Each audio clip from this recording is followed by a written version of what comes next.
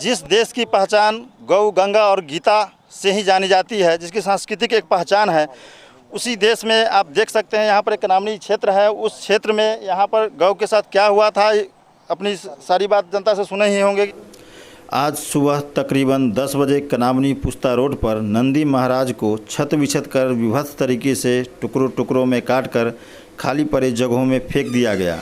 घटना स्थल पर मौजूद लोगों का साफ तौर से कहना था, नंदी महाराज को मारा और काटा कहीं और गया है और यहाँ खाली जगह जानकर फेंका गया है।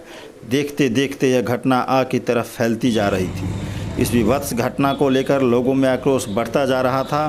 प्रशासन को जैसे ही इस घटना की सूचना मिली, त्वरित कार्रवाई करते हुए थाना प्रभारी इंदिरापुरम, कनामनी चौकी प्रभारी अपने दल बल के साथ पहुंचकर घटनास्थल का जायजा लिया और मौके पर मौजूद भिन्न भिन्न संगठन, आरएसएस, बजरंग दल, हिंदू रक्षा दल, गौ सेवा दल, हिंदू युवा वाहिनी, हिंदू जागरण मंच के कार्यकर्ताओं को आश्वासन दिया कि हम इस विभत्स घटना के दोषी का पता लगाकर उसके खिलाफ कड़ी से कड़ी कार्रवाई करेंगे। फिर जेसीबी के सहयोग से नंदी महाराज को ज़मीन के अंदर दबा दिया गया। सभी संगठनों की एक मांग है, प्रशासन इस पर ठोस कार्रवाई करे। जहां एक और उत्तर प्रदेश योगी सरकार गौ रक्षा के लिए कानून बना चुकी है, गौ रक्षा के लिए कटिबद्ध व सख्त है, वहीं दूसरी ओर गलत नियति से असामाजिक तत्व अपनी हरकतों से बाज नहीं आ रहे हैं। आए दिन इस तरह की विभत्स घटना सुनने को मिलती रहती है। अब देखना यह है, इस तरह की घटनाओं पर प्रशासन अंकुश लगाने में कामयाब हो पाएगी या असामाजिक तत्व इस तरह की विभत्स घटनाओं को अंजाम देते रहेंगे और सामाजिक सौहार्द बिगाड़ने में कामयाब हो पाएंगे। साथ ही साथ बड़ा सवाल है कि इस तरह के लोगों पर अंकुश लगाने के लिए अब क्या ठोस कदम उठाया जाएगा, देखना ये भी है। क्या घटना घटी थी यहाँ पर, आप लोग क्यों आए थे? हम इसलिए आए थे, पहले तो मैं अपना परिचय दे दूं, मैं रोबिन सांगवान हूँ, बीजेपी महानगर उपाध्यक्ष हूँ ओबीसी मोर्चे से।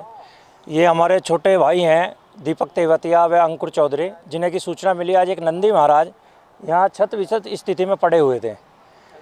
अब ये पता नहीं कौन असामाजिक तत्व हैं वो, जो निरंतर इस तरह की घटनाओं को अंजाम दे रहे हैं और हम लोग उनका विरोध लगातार करते आ रहे हैं और हम उन्हें चेतावनी दे देना चाहते हैं, जिस तरह की घटनाएं वो लगातार कर रहे हैं उनका भविष्य बहुत जल्दी ख़राब होने वाला है, क्योंकि हमारा युवा अब जाग उठा है और इनका विरोध करने के लिए अब रात को भी रोड पर रहेगा। प्रशासन ने भी खुली चेतावनी दे दी है कि अब उन्हें बख्शा नहीं जाएगा, क्योंकि कुछ दिन पहले एक घटना विजयनगर में करी इन लोगों ने, आज ये इधर कर दी कि नंदी महाराज बीच से काट रखे थे और 2 हिस्सों में वो कटे हुए पड़े थे।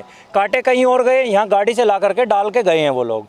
तो उसी को हम लोगों ने सबने यहाँ इकट्ठा होकर जेसीबी से, युवा साथियों ने सबने मिल करके उनको दबवाया है सभी हिंदू रीति रिवाज से, और इस चीज़ का हम खुला विरोध करते हैं। आप ये पूर्व काल की अगर हम बात करते हैं तो क्या प्रशासन की तरफ से मदद मिली थी, जो आपको आश्वासन लग रहा है क्या कि आगे? बिल्कुल, पुलिस प्रशासन ने मदद करी। उसी का नतीजा है कि आज ये घटना शायद विजयनगर में होने वाली थी, लेकिन विजयनगर ना होकर के आज इंदिरापुरम हुई, क्योंकि ये इंदिरापुरम की तरफ आज इसलिए कूदे क्योंकि उधर के सारे रास्ते हमने परसों ही बंद करा दिए थे।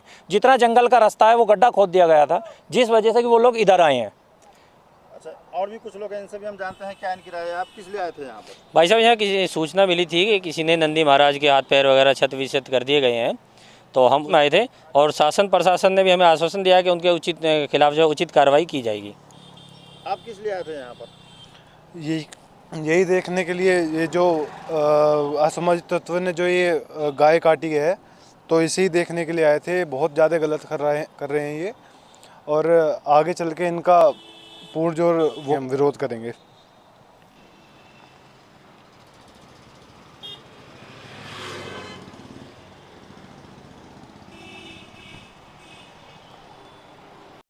नमस्कार, मैं राजू पांडे, विश्व हिंदू परिषद अध्यक्ष इंदिरापुरम पूर्व।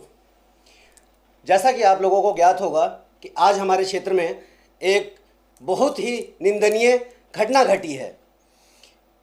ये घटना काफ़ी शर्मनाक है, हमारे देश के लिए भी, हमारे समाज के लिए भी। हमारे देश के अंदर नंदी महाराज, गौ माता की पूजा की जाती है, हमारे आस्थाओं को ठेस पहुंचाया जा रहा है। आखिर क्यों और आखिर कर कौन रहा है ये हमें जानने की आवश्यकता है। हमें पूर्व में जानने की आवश्यकता है कि आखिर क्यों किया जा रहा है, किसी के आस्थाओं को क्यों ठेस पहुंचाया जा रहा है। अगर इसी तरीके से हिंदू धर्म के संस्कृतियों को, हिंदू धर्म की माताओं को, बहनों को इस तरीके से प्रताड़ित किया जाएगा और हमारी गौ माता और नंदी महाराज को इसी तरीके से निर्मम तरीके से काट दिया जाएगा, आखिर हम कब तक चुप रहेंगे?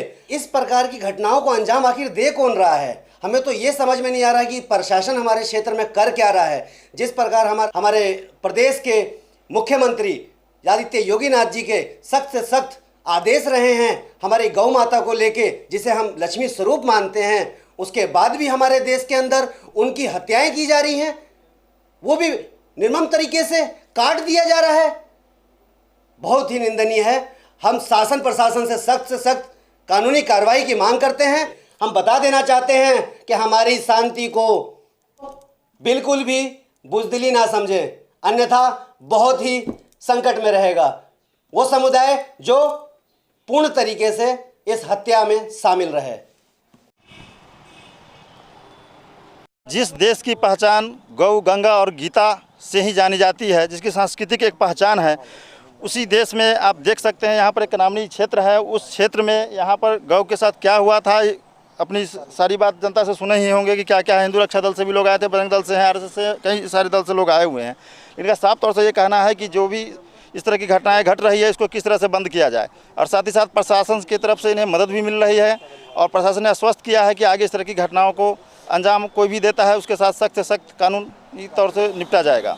अपने सहयोगी अजीत के साथ मैं राजन कुमार, टुडे समाचार, गाजियाबाद।